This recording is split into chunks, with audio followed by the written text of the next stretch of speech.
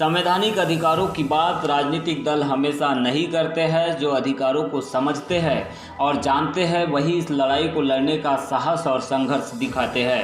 बालाघाट नगर में आज ओबीसी महासभा ने एक ऐसा ही आंदोलन किया जो संवैधानिक अधिकारों की दुहाई दे रहा था और शिक्षकों और युवाओं के साथ मध्य प्रदेश में हो रहे क्रूरतम मजाक के लिए सरकारों की नीयत पर सवाल भी दाग रहा था। हालांकि इस आंदोलन की मांगों की सूची काफ़ी लंबी थी, लेकिन प्रमुख मांगों की हम बात करें तो चयनित शिक्षकों और ओबीसी आरक्षण का मुद्दा इस आंदोलन की धुरी बना रहा, जिसमें करीब 300 से 400 युवाओं ने और चयनित शिक्षकों ने भाग लिया। आंदोलन की शुरुआत जरूर डपली बजाने और ताली पीटने से हुई, लेकिन आगे चलकर यह आंदोलन शिक्षकों को भिक्षा मांगने पर मजबूर करते दिखाई दिया। तो वही मुंडन कराने, बूट पॉलिश करने और पकोड़ा तलने के लिए बेरोजगार युवाओं और शिक्षकों को भी मजबूर करते रहा।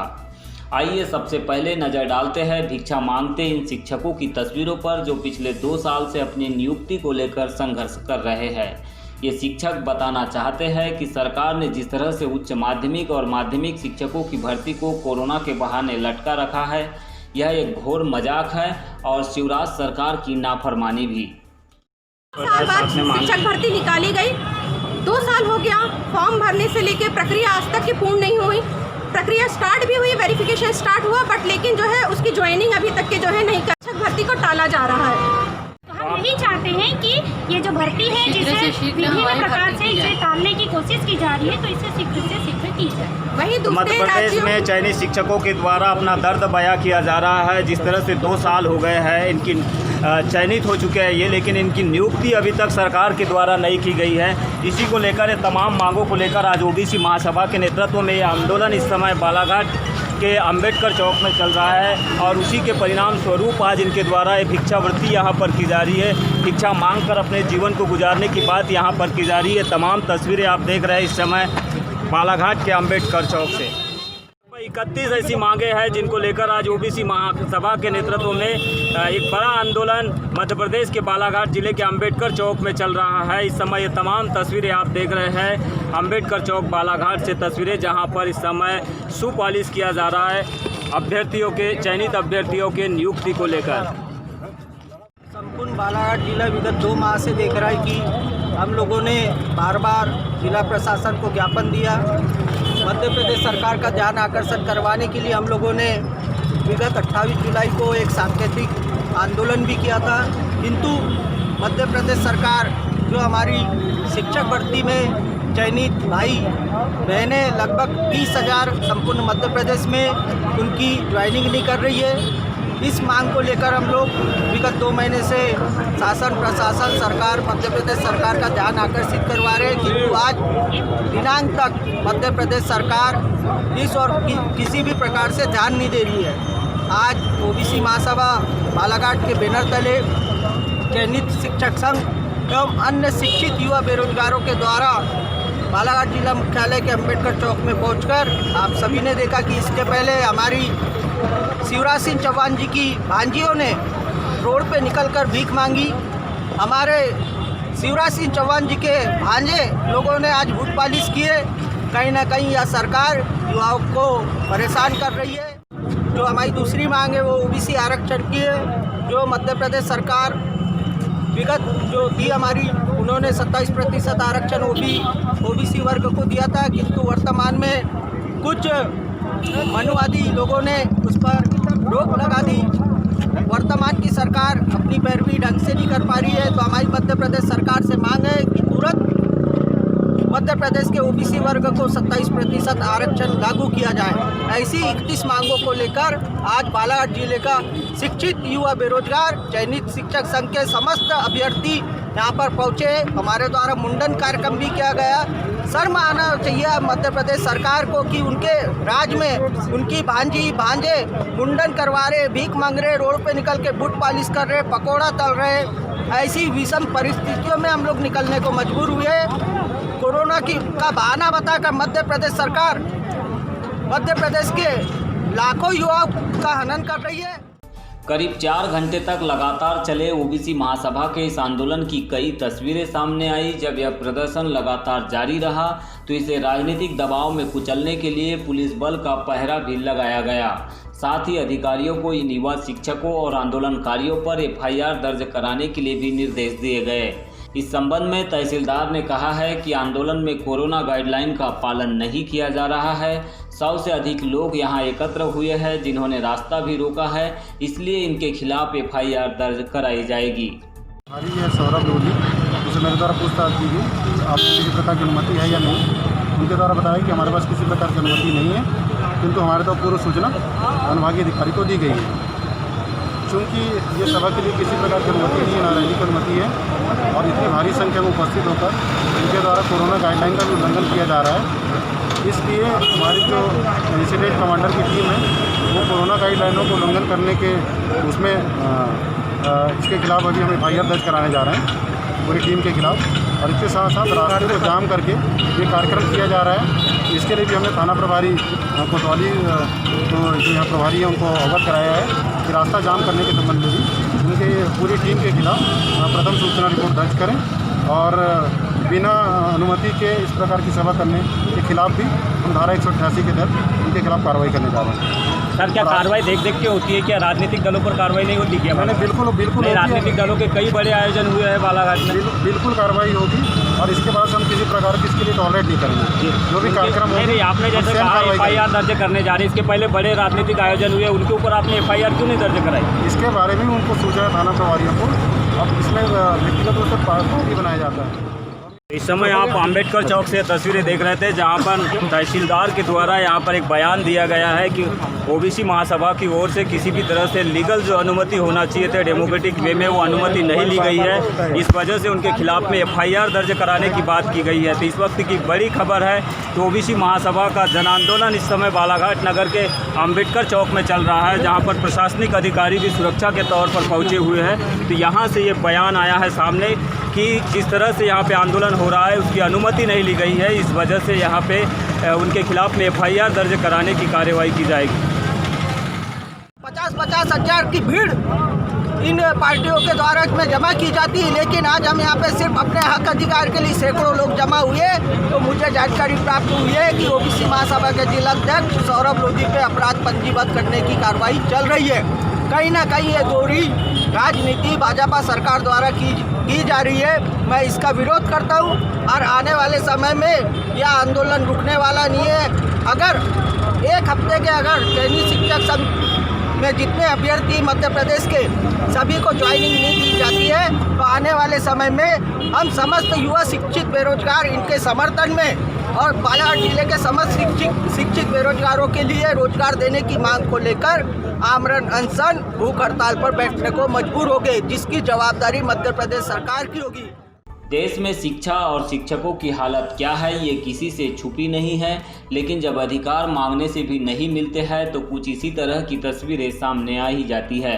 ओबीसी महासभा ने आंदोलन की बागडोर संभाली और युवाओं ने इस आंदोलन को आज चरम तक पहुंचाने के लिए हर वो प्रयास किया जिससे चीर निद्रा में सोई शिवराज सरकार को होश आ जाए। आइए अब हम आपको दिखाते हैं आंदोलन की वो तस्वीरें जो बेरोजगार युवाओं ने सड़कों पर मार्च निकाल कर किया और सरकार तक अपनी मांगे पहुंचाने प्रशासनिक अधिकारियों को एक ज्ञापन भी दिया। मध्य प्रदेश के ओबीसी महासभा की ओर से आज बालाघाट में एक बड़ा जन आंदोलन किया गया जिसमें 31 सूत्रीय मांगों को लेकर अभी यहाँ के स्थानीय प्रशासन को ज्ञापन दिया गया है। आइए हम जानते हैं कि आखिरकार इस ज्ञापन में क्या कुछ मांगे हैं ओबीसी महासभा की। आप ये तमाम तस्वीरें देख रहे हैं इस समय जिला कलेक्टर बालाघाट के कार्यालय के जस्ट सामने इस समय ओबीसी महासभा के पदाधिकारी और यहाँ पे जो चयनित शिक्षक है अभ्यर्थी है वे भी यहाँ पर मौजूद है। आइए इनसे जानते हैं कि क्या कुछ इनकी मांगे हैं जिसको लेकर इन्होंने अभी डिमांड लेटर जिला प्रशासन को यहाँ पर सौंपा है। आपका नाम? मैं ओबीसी महेंद्र सिंह, ओबीसी महासभा प्रदेश अध्यक्ष। बताएंगे क्या मांगे हैं जिसको लेकर आज आप लोगों को सड़कों पर उतरना पड़ा और कलेक्ट्रेट तक आके आप लोगों को प्रदर्शन करके अपनी बातें यहाँ पे पहुँचानी पड़ी प्रशासन तक? मुख्य मांग हमारी जो है मध्य प्रदेश में 1.5 साल से ज़्यादा हो गया है शिक्षक भर्ती नहीं हुई है। इसकी परीक्षा पहले हो चुकी है, इसके बाद रजिस्ट्रेशन भी किया गया है तो आधा अधूरा कर दिया गया है। इसलिए ये आंदोलन हमारा इसलिए है कि ये शिक्षक भर्ती जल्द से जल्द की जाएगी ना, उस आंदोलन भी किया जा सकता है ओबीसी महासभा के द्वारा। और हमारी दूसरी मांग है मध्य प्रदेश में 27% आरक्षण तुरंत लागू किया जाए। इसके बाद जाति का जनगणना कराई जाए और संख्या के हिसाब से मध्य प्रदेश में आरक्षण लागू किया जाए। तीसरा हमारा है प्राइवेटीकरण जो बढ़ रहा है जिस प्रकार से, वो भी बंद हो। जो चिकित्सा का प्राइवेटीकरण हो रहा है, शिक्षा का प्राइवेटीकरण हो, रेलवे का हो रहा है और लगातार हर प्रकार से प्राइवेट बढ़ रहा है। ओबीसी महासभा के तमाम पदाधिकारी मौजूद है। यहाँ पर हम महिला पदाधिकारियों से भी जानना चाहेंगे कि क्या कुछ इनकी मांगे हैं जिसको लेकर आज यहाँ पर इन्हें प्रदर्शन करना पड़ा है और अपने डिमांड लेटर यहाँ के प्रशासन को देना पड़ा है। बताएंगे मैडम। सर, हम चयनित अभ्यर्थी हैं और हमको अपनी जॉइनिंग चाहिए है। मामा जी हमारी जॉइनिंग में बहुत विलम्ब कर रहे हैं और हर कार्य हो रहा है। कोरोना के नाम पे हमारी भर्ती रोकी गई है, जिसको अतिशीघ्र चालू किया जाए। क्या लगता है सरकार आप लोगों की मांगे मानने को तैयार हो पाएगी? बिल्कुल मानने के लिए तैयार होगी और बाध्य होगी। मैं हेमेंद्र कुमार साहू, बिरसा तहसील जिला बालाघाट से। आज आप ये भीड़ जो देख पा रहे हैं, ये भीड़ जो है किसी ट्रक में या किसी राजनेता ने नहीं बुलाया है, ये स्वयं के हक के लिए आए हुए हैं। और आप देख रहे हैं कि मैंने तो और हमारे साथी लोगों ने बाल दान दे दिए हैं। इस शिवराज सरकार के जो आरक्षण विरोधी जो रवैया है उसका हम विरोध कर रहे हैं और एक निश्चित रूप से एक जन सैलाब उठ चुका है। और निश्चित रूप से ये होगा कि अगर 27% आरक्षण अभी जो यथावत नहीं किया गया तो कहीं ना कहीं एक बहुत बड़ा भूचाल आएगा, बहुत बड़ा उफान आएगा और ओबीसी वर्ग जो है निश्चित रूप से अगली जो पड़ाव होगी वो भोपाल घेराव का होगा, मुख्यमंत्री निवास के घेराव का होगा। और निश्चित रूप से जो ये सरकार है, ये दिखावटी सरकार है, ये जुमलेबाज सरकार है, घोषणावीर सरकार है। ये केवल बातों में कहती है कि हम ओबीसी के आरक्षण देने के लिए प्रतिबद्ध हैं, लेकिन इसका कहीं से वास्तविक जीवन से कहीं से कोई संबंध नहीं है। ये केवल सिर्फ बातों के शेर हैं, ये केवल बातों में कहते हैं। अगर इनको करना ही रहता तो 15 साल की भाजपा सरकार रही, खुद मुख्यमंत्री जो है 13 साल 17 दिन रहे, लेकिन इन्होंने कभी भी ओबीसी की सुध नहीं ली। ओबीसी की इनको किसी प्रकार की कोई चिंता नहीं है। और जबकि मध्य प्रदेश में ओबीसी की जनसंख्या जो है वो 53% है और आरक्षण केवल और केवल 14% दिया जा रहा है। मैं शिवराज मामा, जो अपने आप को मामा कहते हैं, मध्य प्रदेश के जितने भी भांजे भांजी उनके मामा कहते हैं, तो उनको मैं आगाह कर दूं कि महाभारत में उस समय शकुनी कंस जो मामा थे, उन्होंने गलत नीतियों का सहारा लेके उन्होंने पांडवों को अधिकार नहीं दिया था और महाभारत छिड़ी थी। उसी प्रकार से अगर शिवराज जो मामा है, अगर वो ओबीसी का अधिकार नहीं देंगे तो निश्चित रूप से एक और महाभारत होगी और ये विशाल महाभारत होगी। हर एक ओबीसी युवा जाग चुका है, क्योंकि हर एक ओबीसी युवा कह रहा है जो ओबीसी का नहीं, ओबीसी उसका नहीं। बयानात आप सुन रहे थे ओबीसी महासभा के पदाधिकारियों के साथ ही चयनित शिक्षकों के बयान थे ये। इन्होंने तमाम मांगों को लेकर आज प्रशासन को ज्ञापन सौंपा है। अपने अधिकारों का संघर्ष ये निरंतर कर रहे हैं और आगे भी इन्होंने चरणबद्ध आंदोलन की चेतावनी दी है। लेकिन देखना यह होगा कि सरकार इनके अधिकारों को कितना कुछ महत्व देती है। बालाघाट न्यूज़ के लिए आप देख रहे हैं यमलेश बंजारी की रिपोर्ट, मध्य प्रदेश बालाघाट से।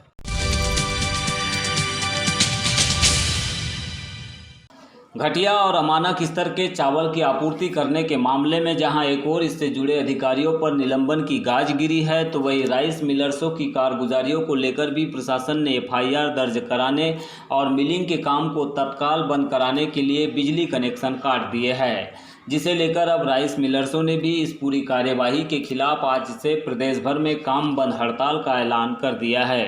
बालाघाट राइस मिलर्स एसोसिएशन की ओर से आज इस मामले को लेकर पत्रकार वार्ता बुलाई गई, जिसमें वे अपना बचाव करते नजर आए, साथ ही संवैधानिक दुहाई भी देते हुए दिखाई दिए। हालांकि यह जग जाहिर हो चुका है कि घटिया चावल की आपूर्ति और वितरण के मामले में जितने दोषी अधिकारी हैं उतने ही दोषी राइस मिलर्स भी हैं, जो अधिक मुनाफा कमाने के चक्कर में न केवल नियमों का उल्लंघन कर रहे थे बल्कि अधिकारियों के साथ साठगांठ करते हुए घटिया धान की मिलिंग भी कर रहे थे।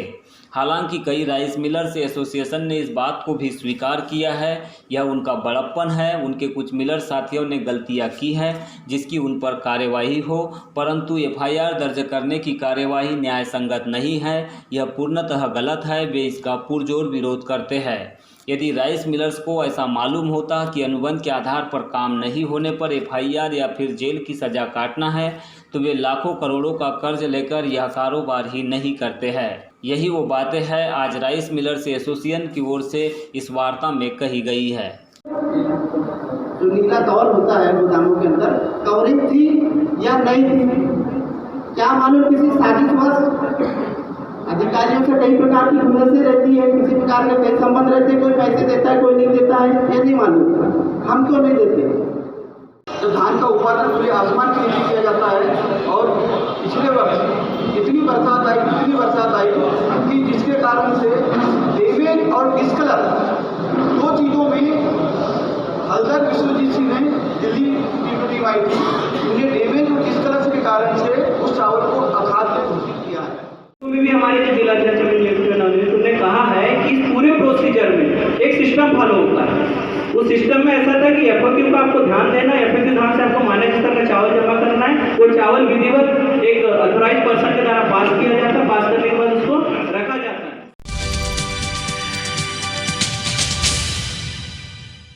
बाढ़ और बारिश के बाद धान की फसलों को जिले भर में जबरदस्त नुकसान पहुंचा है और हजारों एकड़ में लगी फसलें खराब भी हुई है। लांजी में भी कुछ इसी तरह का हाल है, जिसे लेकर विधायक हिना कावरे ने बाढ़ प्रभावित गांवों का निरीक्षण किया और प्रभावितों से मुलाकात कर उन्हें उचित मुआवजा दिलाए जाने के लिए आश्वस्त किया। इस दौरान उनके साथ क्षेत्र के राजस्व अधिकारी भी मौजूद रहे, जिन्हें मौके पर किसानों के फसल नुकसानी का सर्वे ठीक से कर उन्हें यथासंभव शासन की ओर से मदद पहुंचाने के निर्देश भी विधायक ने दिए। जो किसान जो धान लगाते हैं, गन्ना लगाते हैं नदी के किनारे, उनकी बहुत ज़्यादा नुकसान हुआ है। इसके लिए अधिकारियों को निर्देश दिए गए मैडम? स्पष्ट रूप से पहले ही फ़ोन पर ही निर्देश दे दिए गए हैं। आज तो मैं खुद यहाँ स्थल निरीक्षण करने आई हूँ, सर्वे का काम चल ही रहा है। बाकायदा सारी जानकारी और जितनी सूचना थी और जो भी निर्देश देने थे वो फ़ोन पर अधिकारियों को पहले ही दे चुके हैं। जिला प्रशासन को, हमारे यहाँ जो लोकल का एडमिनिस्ट्रेशन है, उसको भी हम लोगों ने फ़ोन पर पहले अवगत करा दिया था। अभी तो मैं खुद आई हूँ देखने।